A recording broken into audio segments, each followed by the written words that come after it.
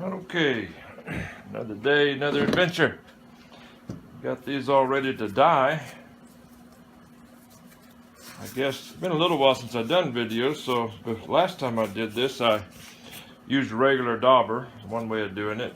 I think I explained the 3 different ways, but the colors I do the most of, I started dip dyeing. Just got out the walnut and there's barely enough in there to do it. Need to get some more. I guess I'm running out. And dip dyeing, I don't know, I seem to have to make the dye a little stronger, and it just takes a lot of playing with it to see if you get it just right on how long you keep the how long you put the leather under there. I need to kind of let it run.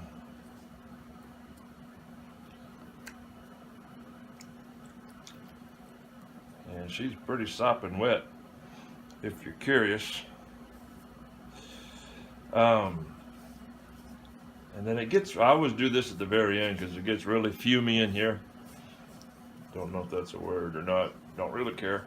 But when I get done, I'll leave, because it's too cold to open the window. I got an exhaust fan, but I just, it'll cool off my shop too much, and I got stuff to do later. Usually about an hour or so I'll come back out. I always do this at the end when I know I'm going to be leaving.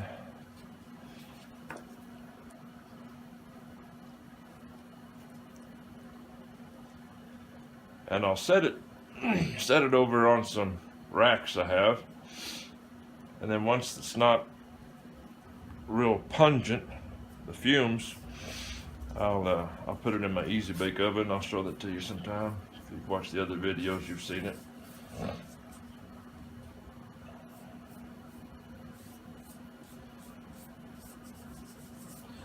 Some colors just do better. This walnut really does well dip dyeing.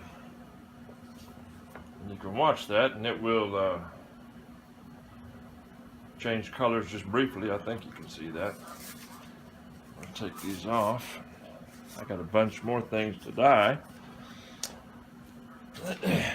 But just so's you knows, I'll take that, slide it on over on them racks. Later that dresser stays, right now it's at 90 degrees, and it stays, because it's about 50 to 60 in here usually, and it'll dry a little quicker. So this one will take till evening to dry, and then I'll get to work back on it. Alright, we're ready to go again. I started to only make videos when my place was all cleaned up.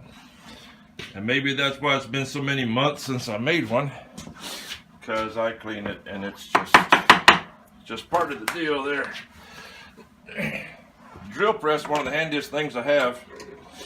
I do my sanding with, most of the sanding with it, and buff. I guess that's, I can burnish with it. I don't very often. But I just took the goods out of the easy bake oven, and they've all dried. It's the next day, I guess. I had church last night, so. But you want to buff all the dye. Buff it good so it doesn't, first of all, it looks better. And also, a lot of the steps are to keep things from rubbing off on people's clothes. I'm not real sure. I never have had much of a problem with it. But I also cut my dyes with alcohol. And I can't help but wonder if that might be part of it. I have no idea.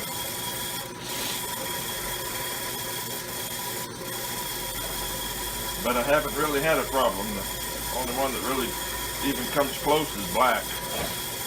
You gotta buff the dickens out of it.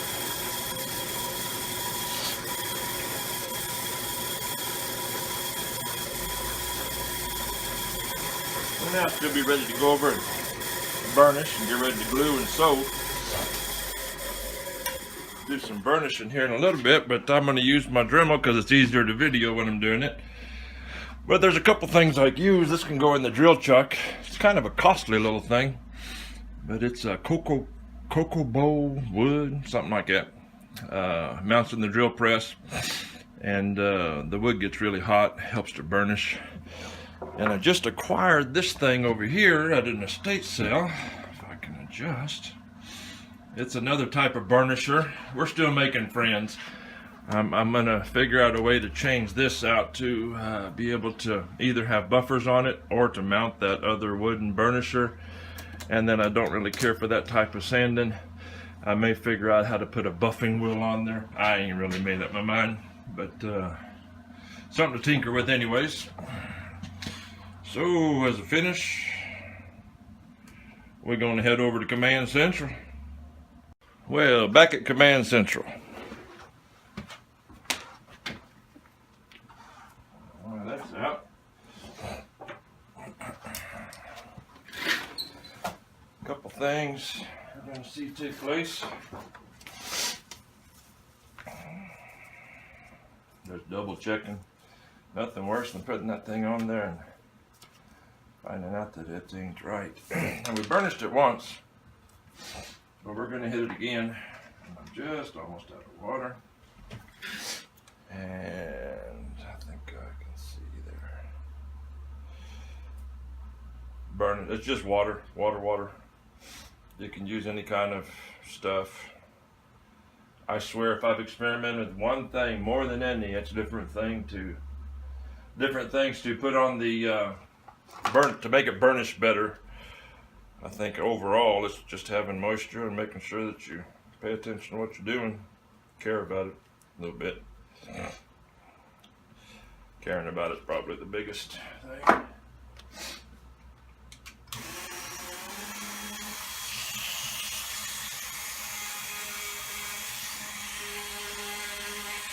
Little review: the moisture makes the fibers expand in the leather,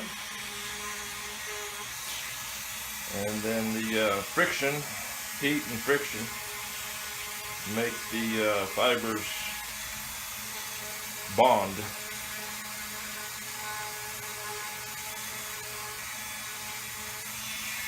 I don't think bond's the right word, but it makes them stick together. How about that? Makes them get smooth.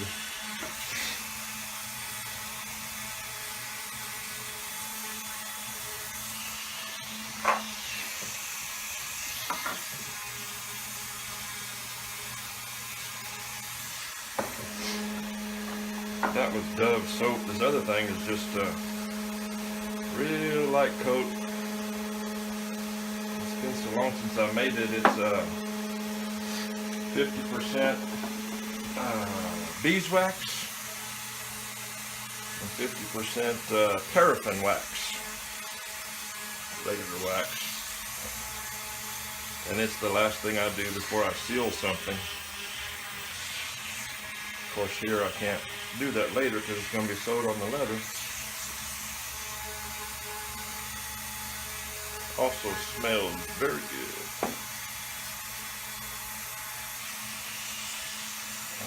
So we're going to make it with that.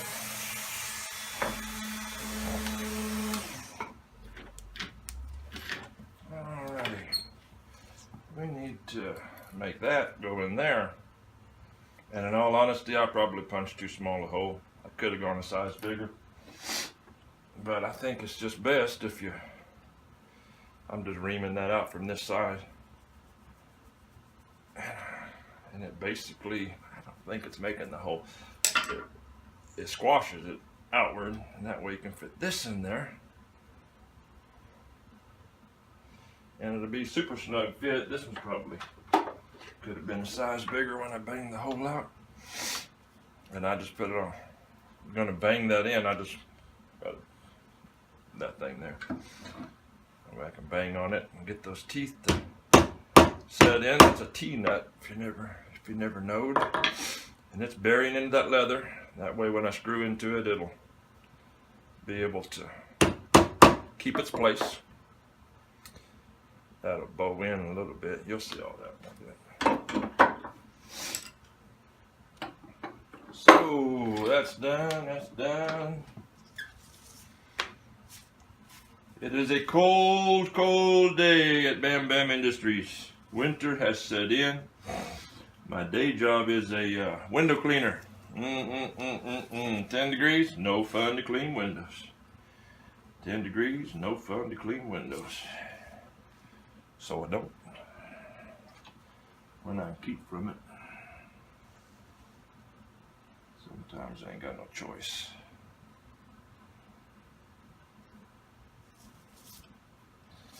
Biggest deal here is not to let things slide around.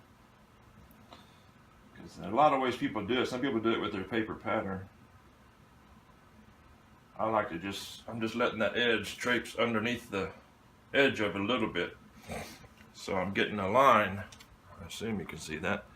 I'm getting a line that lets me know where to scratch. And kind of like the old school rapper. Yeah, that was a stupid joke. But you score the place you're going to cement, and makes the contact cement work better.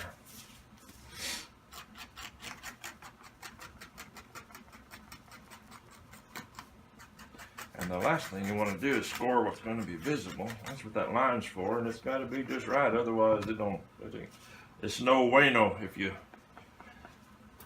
get that stuff on the outside. Let's see.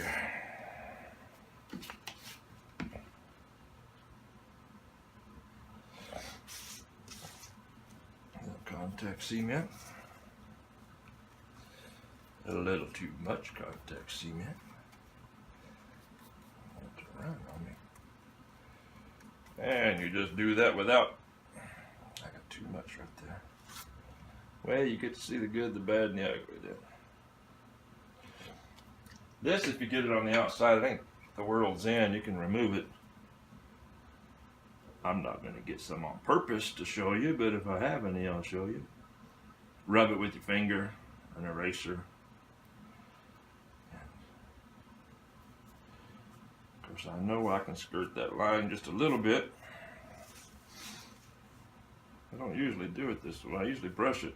This is for getting into places I can't finesse with the brush, but I had so much glue there. We had to call an audible. Rather work it around. To me, it seems like you want plenty of contact cement. I say plenty, but you don't want puddles on the edge. You want it to, it'll mess with the sewing machine later. And I'd say you come more near putting it sparse than you would sparingly. I may have said that backwards a minute ago. But anyways.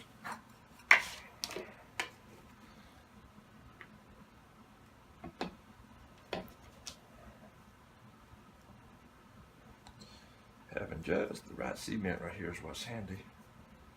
The whole trick is not getting any cement on the edges. That don't usually go very well.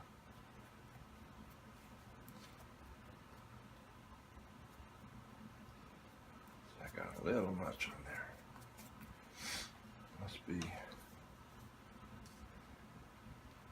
Got to put the thumb in one position so it's going to get cement on it. Which takes me, I can't manipulate it like I did a minute ago with one hand, so I use whatever's laying around.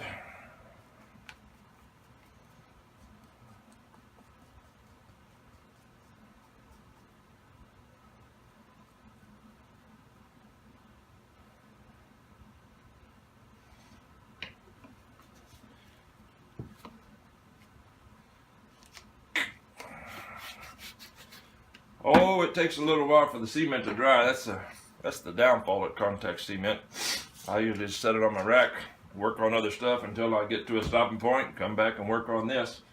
If you're working on several things, it's not a big deal, but we'll let that dry, and then we'll come back, put it together, and then we'll sew her up.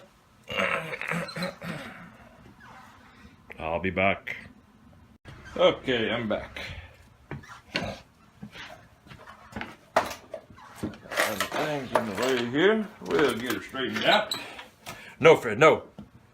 Fred stays out of trouble, but if he knocks over my tripod, you're going to be done. Hear me? Go take a nap. That's what you do best. Hey, go on, get. Alrighty then, we got her all glued, and it's tacky, won't come up with your finger. You can let this sit till tomorrow and put it on there and it'll be just fine. I mean, it works dry. And the whole concept here is you're gonna stitch on these lines. So whatever you do, you don't want that line to be that way. The stitching will come out the back the wrong side. It can be a little in, you can sand it, but never the other way. That's the way I look at it anyways.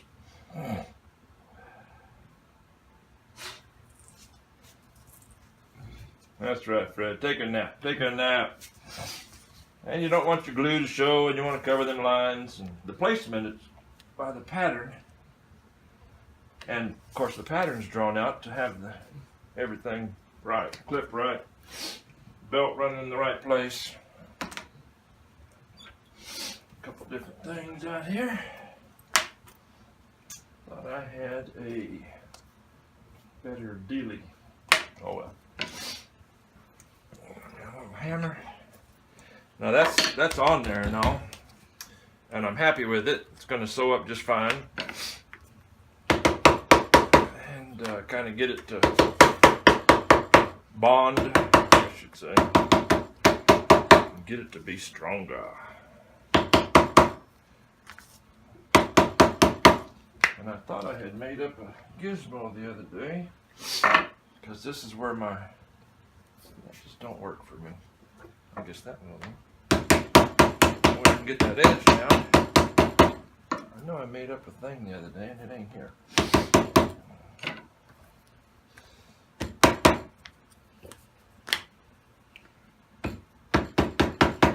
I make lots of gadgets and gizmos that help me. Then I usually remake them because I lose them. So, we all about this here. That's all settled in, just the way I want it, and we'll go over and stitch her up. Go over and stitch her up, Fred. Glad you ain't doing that on camera. All right, here we go again.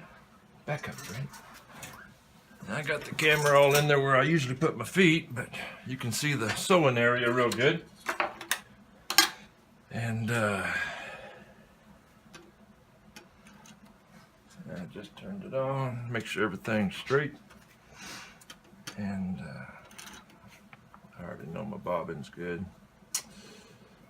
We'll just, I hand sewed, of course, for the longest time, and then when I started making, decided to do it in a bigger way, I decided the first investment would be this machine, and it works pretty good. It'll go through a, oh, I gotta change my needle. It'll go through a about a ½ inch of solid thread. In hindsight, I wish I'd have bought the one that'll go through a solid inch. And while this is a real good machine, works just fine. If I had it to do over again, I'd have probably got a different one. I can't remember the name of it now. Let's see. What is that? The, doggone it. Can't remember. Al Bain is the name associated with it on Facebook. But it's, they just got a lot better presence and helping. A lot more videos and stuff. A lot more resources. I learned to sew watching their videos. Like, if they're all about helping you get used to the machine, I didn't really find it all that much helpful. A lot of school of hard knocks here. Learning this. Started to say stupid thing, but it might mess up on me if I talk bad about it.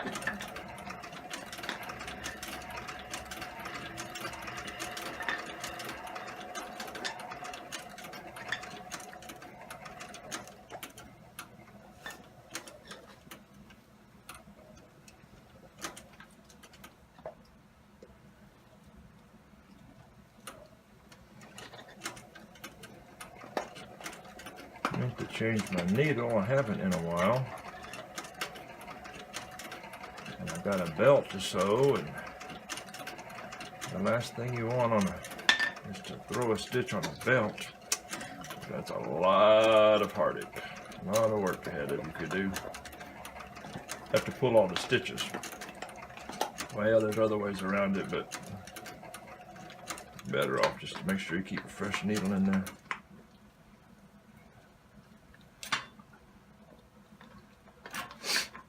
Better safe than sorry. If you get too much glue or cement or whatever you use in there and it gums up on that needle, the way I understand it anyways, it'll pick up the thread as it comes back up and it'll skip a stitch.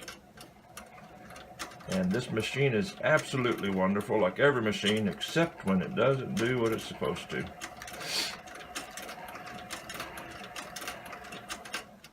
But that's okay, baby. I'm not talking bad about you, okay?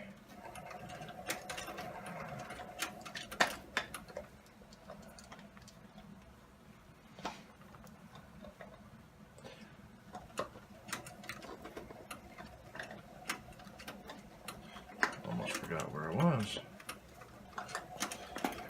Dun, dun, dun, dun.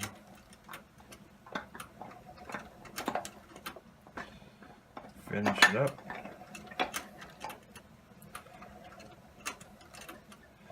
Three or four to lock it in place. Boom, and we're golden.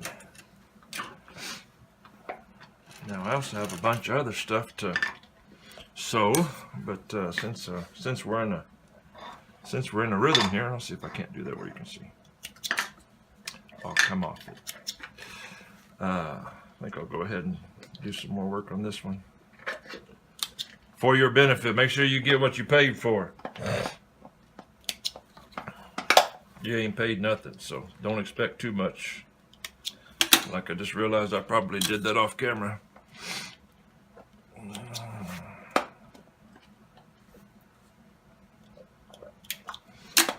Well, I need my lighter.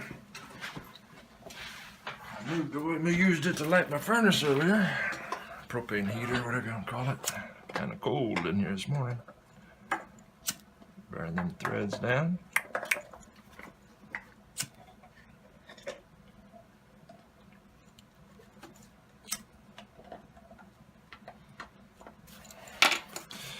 And Fred, you're riding away. We'll take that over. And you can see the way the edges are now. I haven't looked at my sewing, so here's hoping it's right, and it is. And we'll sand those edges, burnish it, take it a couple more steps. See you in just a second. I'll let you in a little closer view this time. I was just using this a minute ago for something else. And took the clamp off. And apparently I moved all kinds of other stuff. And I also forgot I was going to use the other sander. So I'll just use this one.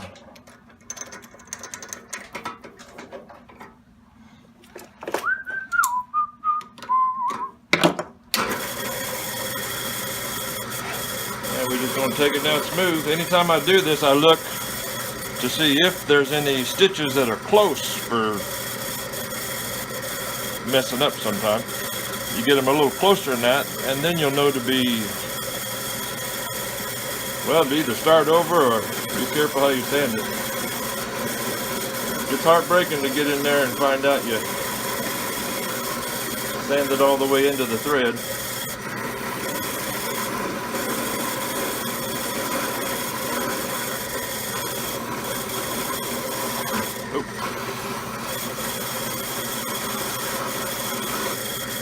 Plenty there to go ahead and round that corner off.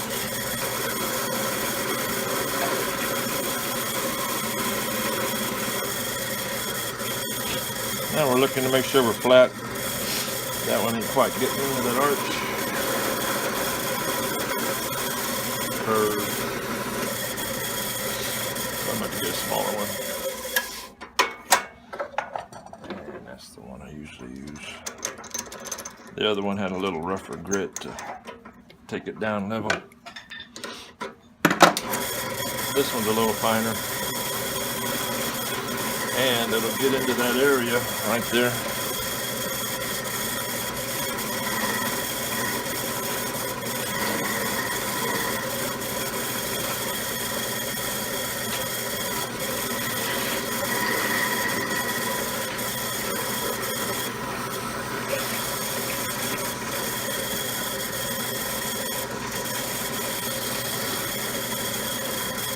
And then what I'm looking for is to make sure I get the, basically when you're sanding, you'll get the seam of the two leathers to be straight.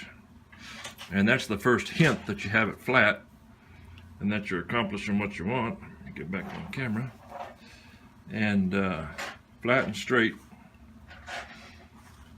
And then we will take it over to the bench and work her a little farther.